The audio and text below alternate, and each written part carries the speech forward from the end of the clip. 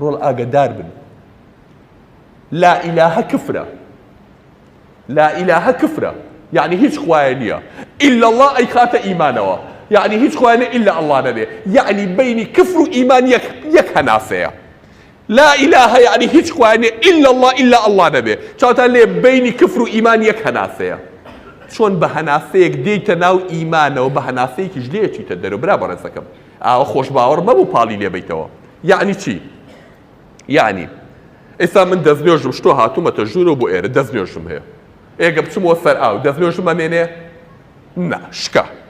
ئەڵڵاهو ئەکبەرەوە نوێژم دابەست لە نوێژە. بەس ئەگەر ئاوەڕێکم دایە دوو قسەم کرد و پێکە نیم نوێژەکە ئەمێنێ؟ نا، بەتاڵم کردەوە. من بە ڕۆژوم ئەگەرم ئاوە لێرە داناوە دوو قمم لێ خوا ڕۆژەکەم ئەمێنێ؟ نا. ئێدە ئیمانی جوایە تێبگەن. تۆ ڕاستاڵی ئەشهەدو ئەن لا ئیلاهە ئیللا الله وەشهەدو ئەنە محەممەدە ڕەسوڵ الله خۆ بە موسڵماندانی.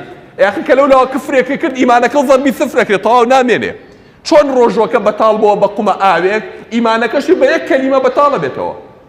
آخر بۆیە پێغەمبەری خوا صلی الله علیه و سلم فەرمووی وإن المرء ليتكلم بالكلمة لا يلقي لها بالا يهوي بها في نار جهنم 70 خريفا. ئەڵێ زەلامی وایە قسەیەکەکە بە فشقیاتەوە گوێی نایەوێتێرە بۆ مەجلیسەکەی پێخۆشکە جەماعەت پێ بکەن.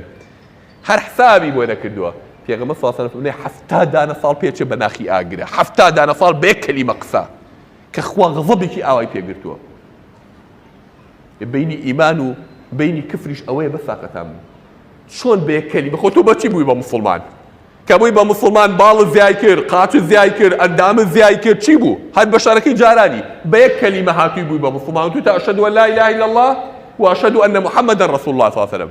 ئێکە کفرێکیشە کرد پێچیتە دەرەوە کە ناشکوریەکە کرد کە بێئەدەبیەکە بەرامبەر بەخوا و بە پێغەمبەر کرد صلی الله عليه وسلم. ئەسڵ عولەما نەگە فەرموون بەوە، ئەفەرموون ئەگەر یەکێکی کافر و بێدین کفرێ بکات نوکتەیەک لەسەر خوا و پێغەمبەرەکەی بکات صلی الله عليه وسلم، ئەگەر تۆ بەدەمیەوە پێکەنی تۆژۆکە ئەو کافر بوویتەوە، هەر بەدەمیەوە پێ بکەنی، یعنی تۆ ڕازی بووی. خوای گەورە فەرمووی وقد نزلنا عليكم في الكتاب أن إذا سمعتم آيات الله يكفر بها ويستهزأ بها فلا تقعدوا معهم حتى يخوضوا في حديث غيره إنكم إذا مثلهم. الله لحج مجلسك خوای گەورە لە قورآن فەرمووی کفر کرا بە ئاەتەکانی خوا، سوکایەتی بێئەدەبی کرا بەرامبەر بە ئاەتەکانی خوا لەگەڵ لەدامەنیشە لەو مەجلیسە هەستە بڕۆ دەرەوە.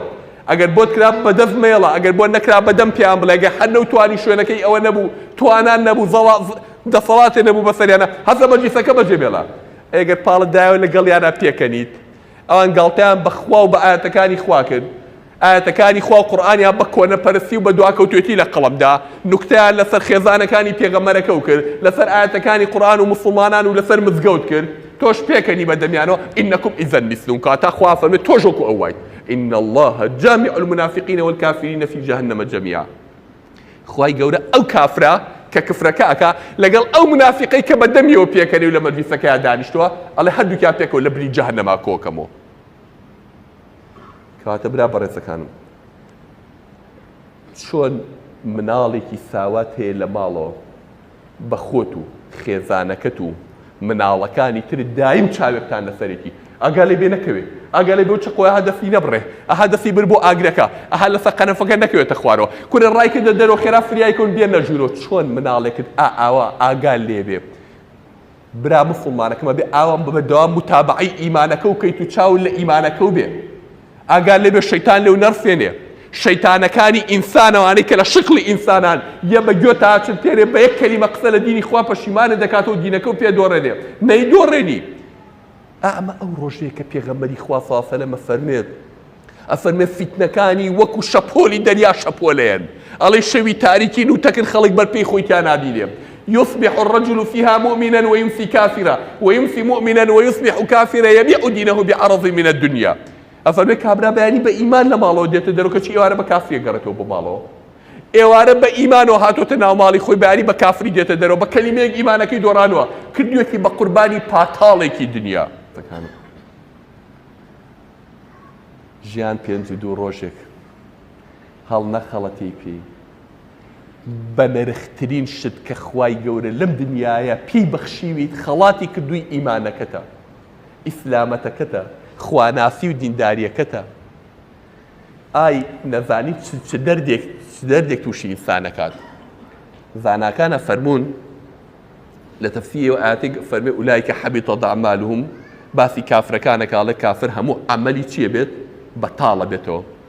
یعنی ئەگەر زەلامێک 70 ساڵ نوێژی کرد بێ بە جەماعەت و فەرز و ڕۆژ و قورئان خوێندن و خواناسی، ئەگەر ئیشێکی کرد پێی کافر بوو، عملێکی کفری کرد کە پێی کافر ببێ یا قەولێکی کفری کرد پێی کافر ببێ، عیبادەتی هەر 70 ساڵەکەی ضەربی سفرەکرێت. هەرچی ضەربی سفریکەن چەندەکە؟ هەر سفرەکە. یعنی هەمووی بەتاڵە بێتەوە. هەنگێ لە عولەما فەرمونە بێ نوێژی 70 ساڵەکەشی بە قەزا بگێڕێتەوە، چونکە کفری کرۆ کافر بۆتەوە، مرتەد بۆتەوە کە تۆبە بکا بگەڕێتەوە، ئەبێ نوێژی 70 ساڵەکەشی بە قەزا بگێڕێتەوە.